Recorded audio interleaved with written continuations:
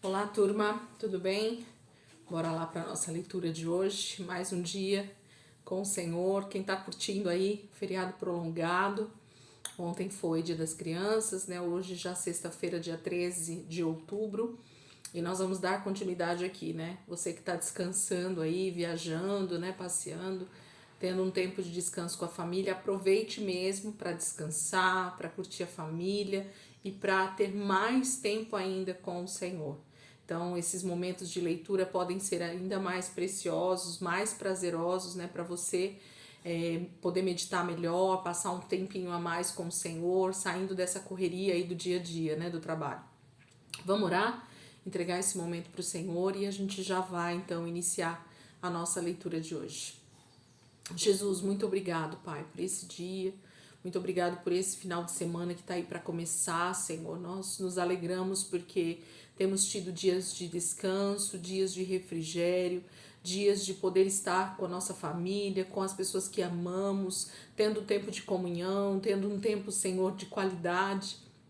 Obrigada, Espírito Santo, por nos proporcionar dias de graça, misericórdia, paz, alegria, Senhor, saúde no nosso corpo, na nossa alma e crescimento espiritual no nosso espírito, Pai. Muito obrigada, Jesus, por esses momentos com a Tua palavra. Obrigada pelo discernimento espiritual que o Senhor tem trazido para nós, Senhor. Quanta gratidão nós temos, Jesus, por aquilo que o Senhor vem construindo em nós, Senhor, no nosso espírito, para que nós possamos ser edificados em Ti. E no dia mau, Senhor, nós estejamos firmes, constantes, inabaláveis, Senhor, naquilo que o Senhor tem para fazer em nós e através de nós. Nós te pedimos, Espírito Santo, ministra a nossa vida nesse dia, em mais um tempo de leitura, que nós cremos, Senhor, que grandes coisas o Senhor está fazendo durante todo esse ano. Obrigada, Deus. Amém. Amém, queridos. Glória a Deus. Vamos lá, então. Hoje é o quinto dia, né? A sexta-feira dessa semana, da semana 42, e nós vamos ler o Mateus capítulo 11, tá? Então, hoje nós vamos ler o capítulo 11 do livro do Evangelho de Mateus.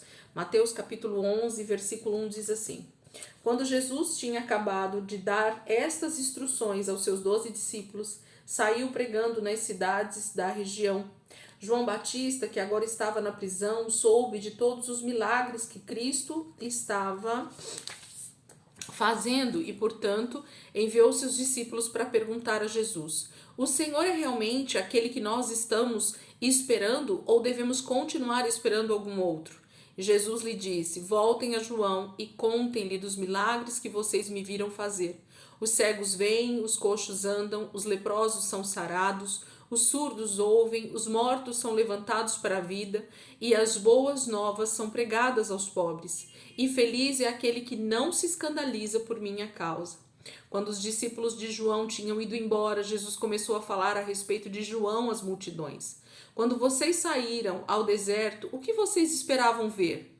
Uma cana agitada pelo vento? Ou vocês estavam esperando ver um homem vestido com roupas finas? Ora, quem se veste assim vive como um príncipe nos palácios reais. Ou o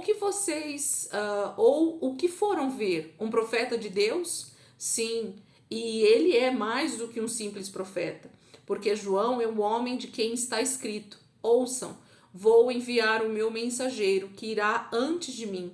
Ele vai preparar o caminho diante de vocês. Na verdade, de todos os homens que já nasceram, nenhum foi tão grande como João Batista.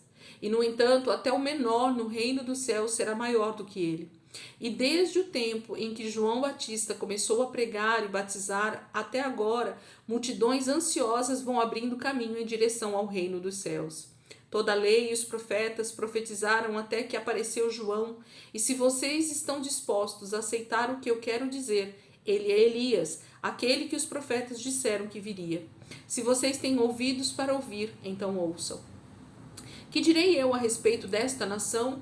São como crianças que estão sentadas nas praças e dizem aos seus amiguinhos: Nós tocamos música de casamento, mas vocês não se alegram. Então cantamos música de enterro e vocês não ficaram tristes. Por que João Batista não bebe vinho e por que João Batista não bebe nem vinho e muitas vezes jejua? Então vocês dizem: ele está dominado por um demônio.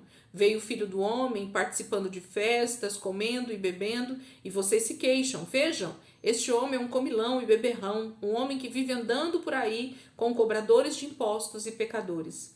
Mas a sabedoria pode ser comprovada pelas obras que a acompanharam.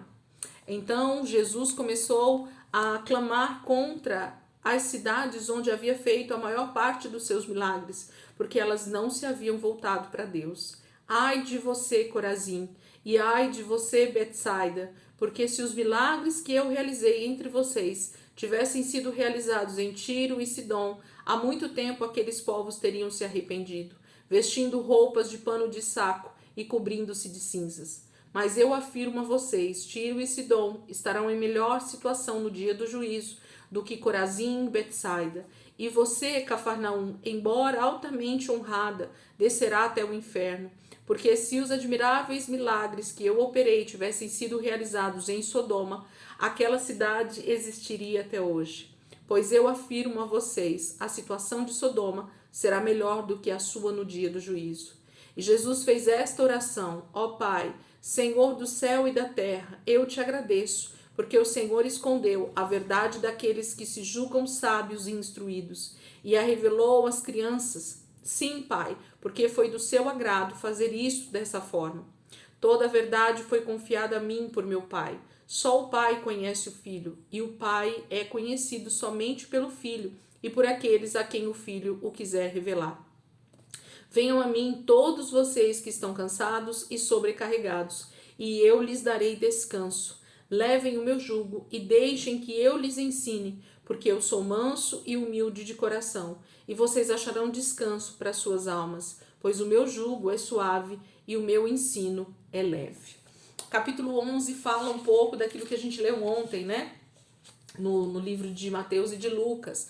A gente já leu um pouquinho sobre isso, Jesus falando sobre João Batista, como era o ministério dele, de como tinha sido profetizado sobre ele, né? Jesus fala da repreensão dos fariseus e mestres da lei a respeito do comportamento de João, que eles diziam que ele era um endemoniado, né? Por isso que ele estava pregando daquela forma. Mas aí Jesus vem e tem atitudes diferentes de João e eles também criticam, né? Então Jesus está mostrando como as pessoas olham e analisam segundo os seus padrões. Lembra que nós falamos isso ontem? Então, a maneira como a gente olha para o reino de Deus, para a maneira como Deus age na vida do seu irmão, na vida da pessoa que está aí do seu lado, geralmente é diferente da maneira que lida com a minha vida. E talvez o nosso maior problema como cristãos hoje seja essa questão da comparação.